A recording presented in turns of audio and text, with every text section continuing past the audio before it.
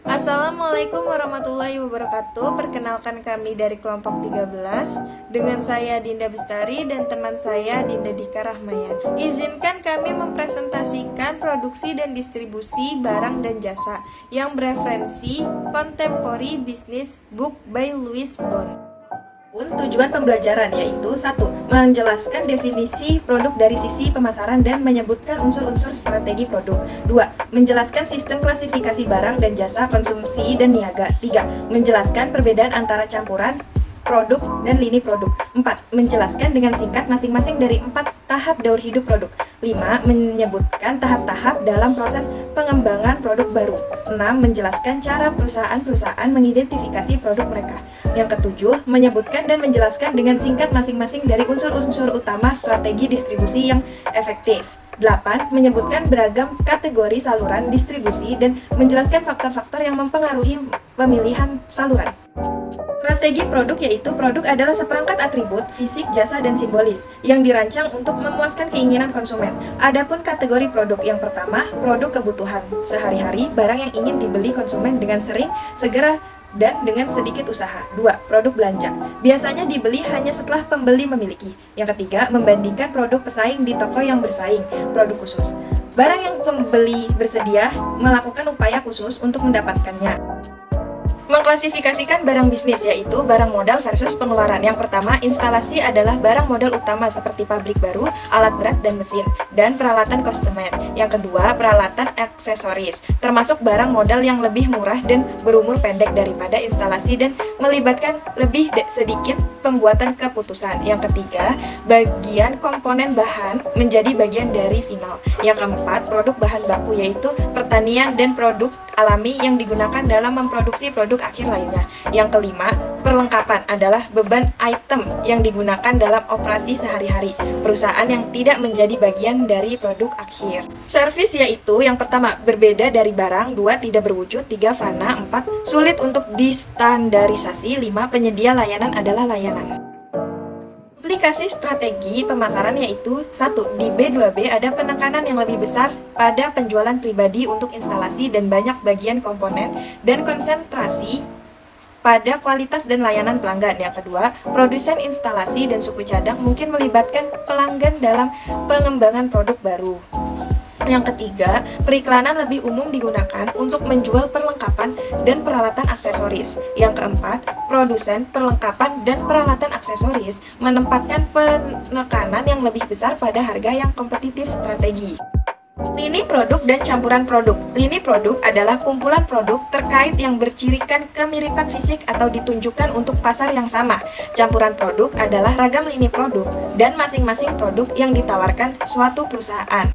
Daur hidup produk adalah ada 4 tahap dasar yaitu perkenalan, pertumbuhan, kematangan, dan penurunan yang dilewati oleh suatu produk yang berhasil. Ada beberapa tahap daur hidup produk. Yang pertama, tahap perkenalan yaitu perusahaan berupaya mendorong permintaan terhadap produk barunya, menginformasikan pasar tentang produk itu, memberikan sampel gratis agar konsumen mencoba membelinya, dan menjelaskan berbagai fitur, kegunaan, dan manfaatnya. Yang kedua, tahap pertumbuhan yaitu penjualan meningkat cepat karena para pelanggan baru bergabung dengan para pelanggan lama yang kini kembali membeli produk itu. Yang ketiga, tahap kematangan yaitu penjualan industri awalnya meningkat namun akhirnya mencapai titik jenuh yang mempersulit ekspansi lebih lanjut. Yang keempat, tahap penurunan yaitu yang merupakan tahap keempat dari daur hidup produk. Implikasi strategi pemasaran daur hidup produk. Tujuan pemasaran adalah untuk memperpanjang daur hidup produk selama produk tersebut menguntungkan. Tujuan pemasaran yaitu yang pertama, meningkatkan frekuensi penggunaan oleh pelanggan. Yang kedua, menambah pengguna baru. Yang ketiga, menemukan kegunaan baru untuk produk. Yang keempat, mengubah ukuran kemasan, label, dan desain produk. Tahap pengembangan produk baru yaitu 1. Mahal, menyita waktu dan berisiko. 2. Hanya sepertiga produk baru yang menjadi kisah sukses. Yang ketiga, masing-masing tahap mensyaratkan keputusan ya atau tidak. Tahap pengembangan produk. Tahap yang pertama, menghasilkan ide untuk penawaran baru. Tahap yang kedua, penyaringan. Tahap ketiga, pengembangan konsep dan fase analisis bisnis. Tahap keempat, pengembangan produk. Tahap kelima, uji pemasaran. Tahap keenam, komersialisasi. Ketiga, identifikasi produk, yaitu 1. Merek adalah nama, istilah, tanda, simbol, rancangan, atau gabungan dari semuanya yang digunakan untuk mengidentifikasi produk-produk suatu perusahaan dan untuk membedakannya dengan produk-produk saingannya. Yang kedua, nama dagang adalah bagian dari merek yang terdiri atas kata-kata atau huruf-huruf yang tercakup dalam suatu nama yang digunakan untuk mengidentifikasi dan membedakan produk-produk perusahaan dari produk-produk pesaingnya. Yang ketiga, merek dagang adalah merek yang telah diberi perlindungan hukum. Kategori merek. Yang pertama, merek pemanufakturan, yaitu merek yang ditawarkan dan dipromosikan oleh produsen. Contohnya Chiros, Windex, Fossil, dan Nike. Yang kedua, merek private, yaitu mengidentifikasikan produk yang tidak terkait dengan pemanufaktur, melainkan berlabel toko grosir atau retail. Contohnya Perkakas, Shears, Craftsman, dan makanan anjing All-Roy yang dijual Walmart. 3. Merek keluarga, yaitu berarti suatu merek digunakan untuk beberapa produk terkait. Contohnya KitchenAid, Johnson & Johnson, dan Dole menggunakan merek keluarga untuk seluruh lini produk mereka. Yang keempat, merek individual, yaitu dengan cara memberikan nama-nama yang berbeda bagi masing-masing produk di suatu lini. Contohnya Procter & Gamble memiliki merek individual untuk berbagai deterjen cuci, termasuk Chair and Dash. Kesetiaan merek. Yang pertama, pengenalan merek, yaitu penerimaan merek yang cukup kuat untuk membuat mereka mengutamakannya dibandingkan merek-merek lain. Yang kedua, preferensi merek, yaitu konsumen memilih merek saat perusahaan daripada merek pesaing. Yang ketiga, pendesakan merek, yaitu puncak kesetiaan merek, yaitu ketika konsumen mencari suatu produk di gerai lain, memesannya di dealer khusus, memesan via pos, atau mencari di internet. Ekuitas merek adalah puncak kesetiaan merek, yaitu ketika konsumen mencari suatu produk. Kesadaran produk adalah bahwa suatu produk hadir paling pertama di dalam benak konsumen ketika suatu kategori produk tersebut. Kemasan dan label. Pertama, pengemasan mempengaruhi daya tahan, citra, dan kemudahan suatu produk dan bertanggung jawab atas salah satu biaya terbesar di banyak produk konsumen. 2. Kemasan dan label penting dalam identifikasi produk. Keduanya juga berperan penting dalam strategi produk suatu perusahaan secara keseluruhan. 3. Memilih kemasan tepat terutama penting dalam pemasaran internasional. 4. Para pemasar yang mengirim produk ke negara lain harus mengikuti ketentuan di negara-negara tersebut. Strategi distribusi ada 2. Yang pertama, saluran distribusi. Saluran distribusi adalah jalur-jalur yang dilewati produk dan pemiliknya dari produsen kepada konsumen atau pengguna bisnis. Yang kedua, distribusi fisik. Distribusi fisik adalah perpindahan aktual produk-produk ini dari produsen kepada pengguna. Saluran distribusi menggunakan perantara pemasaran. Di sini ada distribusi langsung. Yang pertama, kontak langsung antar kedua pihak. Kedua, paling banyak diterapkan di pasar B2B. Ketiga, dilakukan dalam pemasaran produk-produk yang relatif mahal dan rumit yang dapat memerlukan demonstrasi. Keempat, internet juga menjadikan distribusi langsung sebagai pilihan menarik bagi banyak perusahaan retail dan penyediaan jasa. Terus ada saluran distribusi menggunakan perantara pemasaran. Yang pertama, produsen mendistribusikan produk-produk melalui perantara khusus yang disebut grosir dan retail. 2.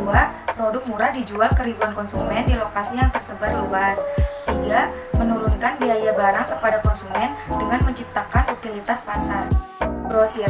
Grosir adalah saluran distribusi yang menjual terutama kepada retail, grosir lain, atau pengguna bisnis. Ada juga perantara grosir milik pemanufaktur. Yang pertama, mendistribusikan barang secara langsung melalui fasilitas milik perusahaan untuk mengendalikan distribusi atau layanan pelanggan. 2. Cabang penjualan menyetok produk yang mereka distribusikan dan memenuhi pesanan dari inventaris mereka. 3. Kantor penjualan yang menerima pesanan tetapi tidak menyimpan produk. Retail dan retail non-toko. Retail adalah anggota saluran distribusi yang menjual barang dan jasa kepada para individu untuk digunakan sendiri, bukan untuk dijual kembali. Tautan terakhir disebut juga 3 kaki terakhir dari saluran distribusi. Ada 2 jenis, yaitu toko dan non-toko. Retail non-toko, yang pertama ada retail respon langsung, retail internet, penjualan otomatis, dan penjualan langsung. Lokasi retail dan bagaimana bisnis retail bersaing. Lokasi retail ada 4, yaitu yang pertama pusat pembelanjaan terencana, pusat-pusat perbelanjaan, mal daerah, dan mal gaya hidup.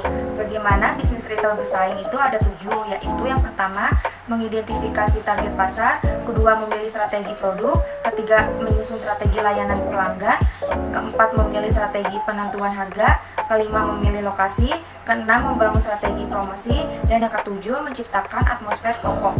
Keputusan saluran distribusi dan logistik. Saluran khusus apa yang akan digunakan? Apa yang akan menjadi tingkat intensitas produk? Memilih saluran distribusi. Yang pertama, produk-produk yang rumit, mahal, tersusun pesanan, atau mudah rusak melewati saluran distribusi yang melibatkan sedikit atau tanpa perantara.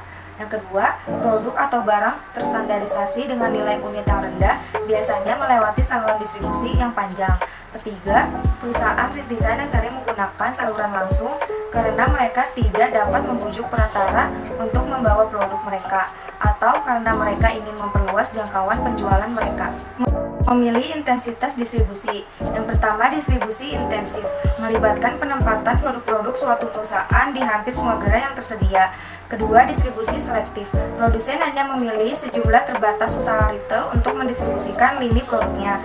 Ketiga, distribusi eksklusif, membatasi jangkauan pasar di suatu wilayah geografi spesifik.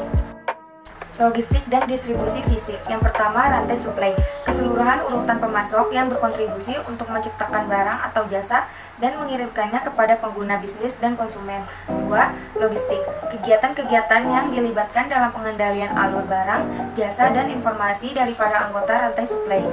Ketiga, distribusi fisik, berbagai kegiatan yang bertujuan untuk memindahkan barang jadi secara efisien dari jalur produksi kepada konsumen atau pengguna bisnis.